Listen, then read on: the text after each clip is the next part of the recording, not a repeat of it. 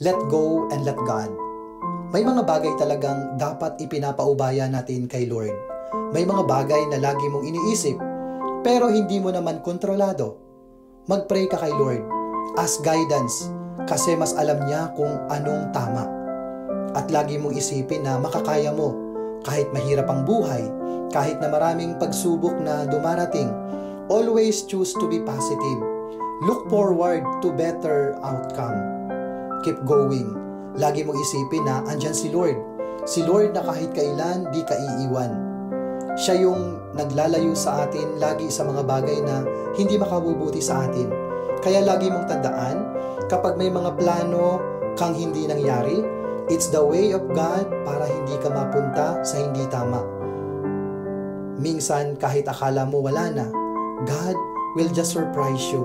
Biglang may darating na tulong. Hindi lahat ng gusto natin mangyayari. But God has plans better than us kasi nakikita niya kung anong makabubuti sa iyo. At kailangang ma-realize natin na ang bait talaga sa atin ni Lord.